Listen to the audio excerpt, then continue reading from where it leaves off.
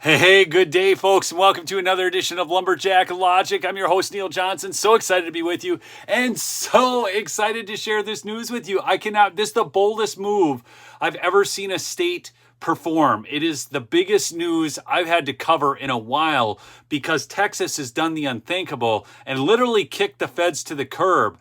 And so I verified this. I went and double checked as I looked into this story. I found it from a couple of sources, one of which is a lady by the name of Allie Bradley. And just so you understand, she does work for News Nation. She's a network correspondent covering the southern border for News Nation. So this seems very legit, although it seems absolutely unbelievable to me. So again, just chat in with where you're from. Help get this back because we had that technical difficulty which killed the first attempt at this stream. So it really does mean a lot to me to just share it around, hit the thumbs up and comment, because the comments, the chat rate, whatever, you guys know how that works. But here's the story, and this is huge. The state of Texas has seized all city property along the riverfront at the border in the Eagle Pass area under governor's emergency powers. So you guys remember when emergency powers were so terrible against us? Because emergency powers, the government of the state or the feds, they shouldn't have all these emergency powers that they can continually use against us. But here's a proper use of emergency powers: kicking the feds to the curb. Because if there's any emergency going on in the nation right now, it's the emergency at the southern border, and it's the emergency of federal government trying to control our every actions in life. So, yeah, again, please smash the like, chat in with where you're from. As people are joining the stream, I do want to mention my sponsor, Midas Gold Group. That's MidasGoldGroup.com. Or you can text Lumberjack, okay, the word Lumberjack, to 232-425 and receive free silver with a qualifying order. Or you can call them at 480-360-3000. That's Midas Gold Group. Okay, so actually, I just got my order from them. Maybe I can have one of my kids grab it and show you. Kind of got some cool stuff for them. But so the state of Texas has seized this property along the riverfront. Now, here's what's really wild. All access to the property is limited to state authority only. Border Patrol will be permitted to enter the property only to remove their equipment and supplies. The agents will not have access to the area unless there is a medical emergency. Everybody told me Governor Abbott was a rhino. This is not a rhino move, folks. This is absolutely one of the boldest moves I have ever seen a governor take against the federal government. So all you doubters of Greg Abbott, why don't you give him some hand claps in the chat, because this is huge. He has literally told the federal government, he gave him the middle finger, people. I know, Megs, that the feds are going to come back at him. That's why this is so bold. Actually, when I first saw the news, I kind of had like a little gut check. I'm like, holy cats, this is almost like Civil War kind of stuff. I mean, this is nuts. I mean, good nuts. There's no way that the federal government is managing our southern border. Okay? This is amazing. And they're saying, look, you don't own this property. Get the heck out of Dodge. Border Patrol will be permitted only to enter the property to remove their equipment and supplies. And they will have access to the area if there's a medical emergency. That's it. The state of Texas just gave the federal government the finger, the Biden regime. Now get this. I am told that the state plans to start arresting all who cross for criminal trespass.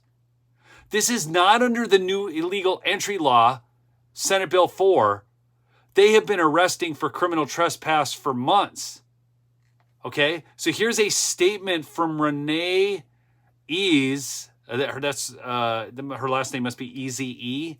Maybe it's Eze. I'm not sure, so I'm sorry on the pronunciation of that. But she is with Governor Abbott's office. She said, Texas is holding the line at our southern border with miles of additional razor wire and anti-climb barriers to deter and repel the record level of illegal immigration invited by President Biden's reckless open border policies. Instead of enforcing federal immigration laws, the Biden administration allows unfettered access for Mexican cartels to smuggle people into our country. Texas will continue to deploy Texas National Guard soldiers, DPS troopers, and more barriers, utilizing every tool and strategy to respond to President Biden's ongoing border crisis. Again, people, it's the biggest story. If you ask me, I don't know what you think. I'm curious, yes or no. But to me, this is the biggest story we have seen in the last couple months. Okay? This is huge. I mean, what other state has done anything even close to this? And everybody tells me Abbott's a rhino. Again, this is not a rhino move, man. Kicking the feds to the curb, continuing on in the face of all their taunts from the federal government about, we're taking you to court and all this stuff. This is it. Now, you can say it came too long, too slow. They're probably trying to exhaust every legal avenue because this does really set up a major showdown with the federal government, obviously. Woo! Texas, baby. I mean, the people in Texas have got to be excited. I'm excited. Again, give that governor a hand clap because that's huge. What a great story. I'm gonna give you some other news. There's some other big breaking news, folks.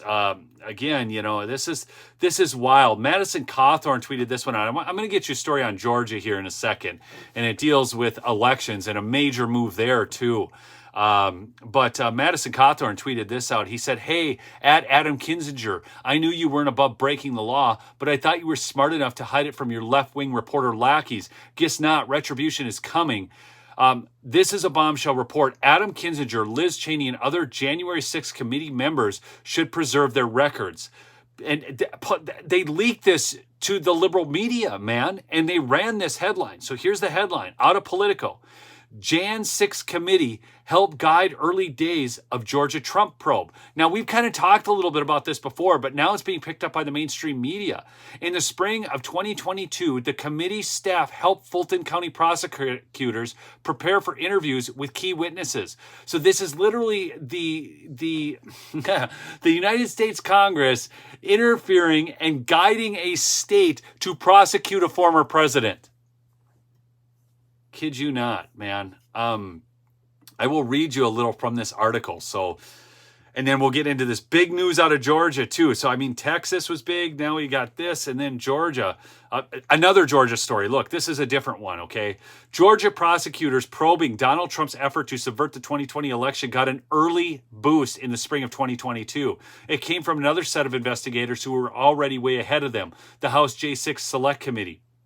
Committee staff quietly met with lawyers and agents working for Fulton County District Attorney Fani Willis in mid-April of 2022, just as she prepared to convene a special grand jury investigation. In the previously unreported meeting, the J6 committee aides let the district attorney team review, but not keep, a set of evidence they had gathered. Over the next few months, committee staff also had a series of phone calls with the Willis team. They answered the prosecutor's questions and shared insight on matters like Trump's false electors gambit and his efforts to pressure Georgia Secretary of State Brad Raffensperger. Both of those ploys ultimately feature prominently in their criminal charges that Willis brought against Trump and his allies last summer. The contact between the committee and Willis's team also helped prosecutors prepare for interviews and key witnesses. I will do you something. I'll do you a solid here. I don't want to cover this article anymore. I got the main headline out. I'm going to just post a link. I hate to give Politico more views, but this is an article that's worthy. So I shared that if you want to take a look at that yourself, but we'll move on to other things right now. Trying to get this out really quick. By the way, if you did not know, Patriots in Rhode Island saved the state of Rhode Island. I kid you not.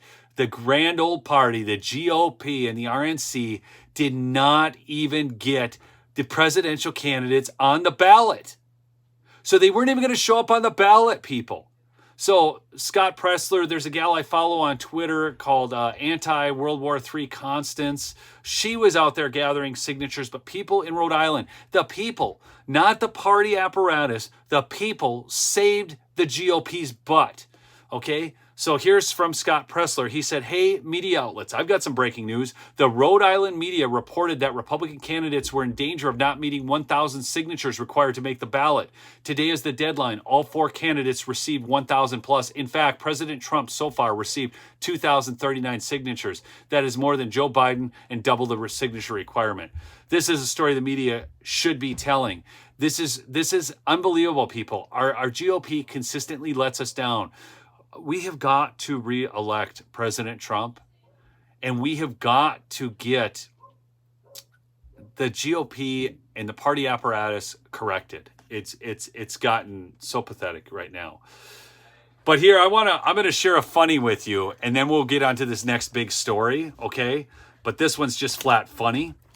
So this, again, a little ghetto because I'm working off my phone, but I'm going to share. Chris Christie is promising you something big. I'm sorry. I know it's better if I don't laugh beforehand so you can get the full effect, but let me just pump up the volume here, and then I'm going to launch this video, and I will go. Here we go. Because I want to promise you this. He's going to promise you this. I am going to make sure that in no way do I enable Donald Trump to ever be president of the United States again. And that's more important than my own personal ambition. Oh, yeah. Oh, yeah. I gotta admit, I was scared. I was scared because, you know, Christie was still in the race, and I thought, man, if there's anybody who could pull off the upset. Okay, somebody said, Pete Bull said, isn't Chris Christie something big? Is he going to eat the ballots? Charles. You guys are so cruel to this poor guy. All right. Now, huge news out of the state of Georgia. Georgia, this from my good friend George, who you can follow at Firebrand Media on YouTube. Somebody else actually owns the channel, but he reports there. Georgia State House Speaker John Burns calls for a complete overhaul of elections in Georgia leading into 2024. We are going to strengthen the security of our ballots by moving away from the QR code, which many voters find confusing, and toward visible watermarks on security paper to denote voter selections. We know that 2024 will once again be a pivotal election, and Georgia will again be the political epicenter of the nation. While he's at it, he should pursue the impeachment of Fani Willis. That's George's little add-on. And that's true because, you know, Fani Willis should be impeached, and the Georgia House needs to do that. I mean, you guys have seen the reports on this. I mean, we talked about it on live, plenty of video right now. But the fact of the matter is that the Georgia situation down there, I just had a phone call coming in. Sorry, I had to get that off. It probably interrupted the stream. I've got some really, actually, I'll save that news. I'm working on something really big, folks. I'm just so excited about this. And it's going to involve some traveling and some meeting very influential people, and I'm going to bring them to you, and it's going to blow your ever-loving mind. But that all being said, I want to mention that Fani Willis, of course, has a boyfriend problem and an embezzlement problem and all of that. And that's really huge. But I do want you to know, people, I'm working behind the scenes on something really big. And I don't want, until all the I's are dotted and T's are crossed, I don't want to get ahead of myself. But that's actually what that phone call was about coming in there. There's a lot going on right now. And this is going to be huge. I mean, I don't want to oversell it, but you know, just wait for a video next week because it's going to be epic. Make sure you're subscribed and make sure your notifications are turned on. We are doing big things, and I'm really excited about that. So I shared the thing with you. I mentioned my sponsor, Midas Gold Group, MidasGoldGroup.com. Again, please, you know, if you're going to buy gold and silver, I recommend it. You know, you do what you want to do, but, you know, text Lumberjack to 232-425, and you can receive free silver with a qualifying order, or call them at 480-360-3000. Okay? I love y'all. Keep fighting the good fight. Peace out.